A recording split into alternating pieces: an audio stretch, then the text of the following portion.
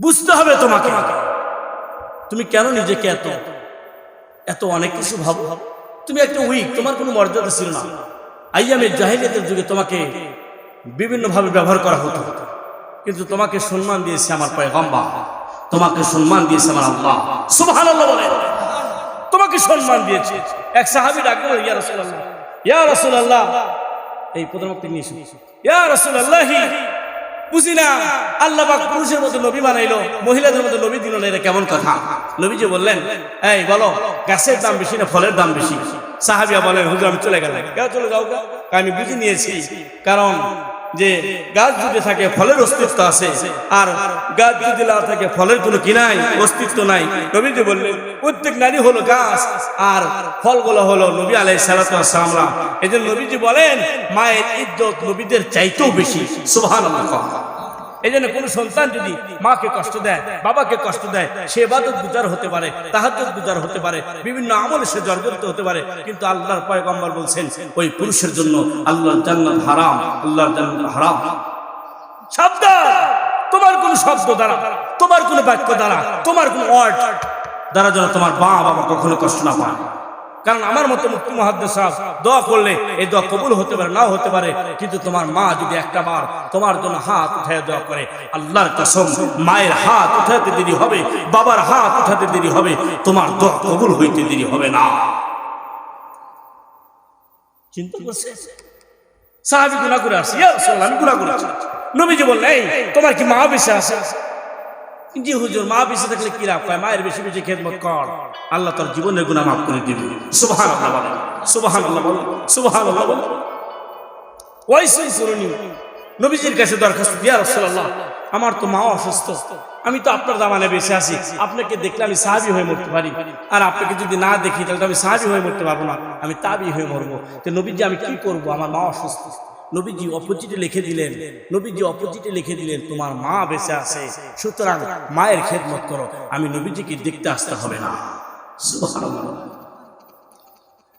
মুসলমান ভাইরা আমার, ওয়াইসুল কুরনি বলেন, নবীকে দেখলে সাহাবী হয়ে মরতে পারতাম, নবীকে না দেখার কারণে আমি তাবী হয়ে মরেছি, কিন্তু মায়ের খেদমত করার কারণে আল্লাহ আমার দাম এত বাড়ায় দিয়েছে।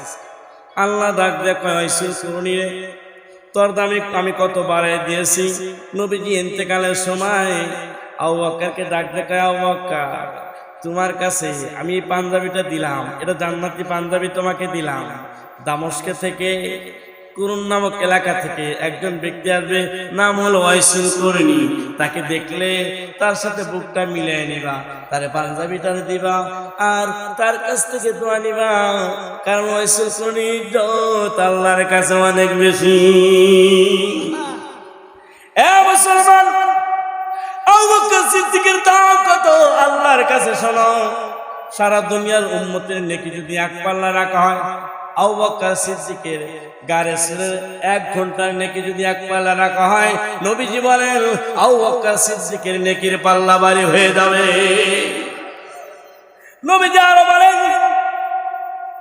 আল্লাহ পাক যত জান্নাত সৃষ্টি করেছেন, সমস্ত জান্নাত শুধু আবু বকরকে চাচ্ছে। আল্লাহ কয়, নবীজি হাসরের ময়দান তো শুরু হয়ে গেছে, ও নবী কোন একজন লোক পাঠান যার হিসাব নেব। আল্লাহর পয়গম্বর আবু বকর সিদ্দিককে পাঠাইলেন।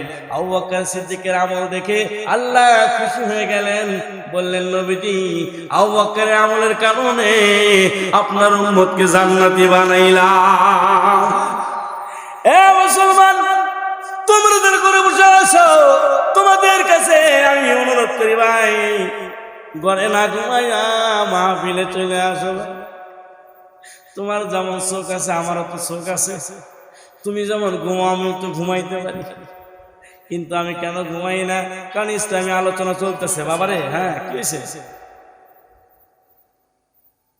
আসতেছে। হ্যাঁ, তোমার যেমন চোখ আছে ঘুমাও, আমার তো ঘুম ধরে, কেন ঘুমাই না? আল্লাহকে ভয় করি, কথা কোন ঠিক কিনা? আল্লাহ আমাদেরকে সহি বুঝ দান করুন, আমিন। রাগ করতেছেন? এটা জিকির করে, লা ইলাহা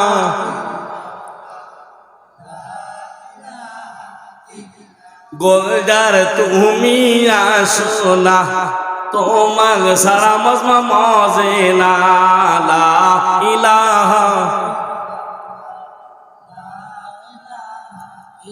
লা ইলাহা ইল্লাল্লাহ মুহাম্মাদুর রাসূলুল্লাহ।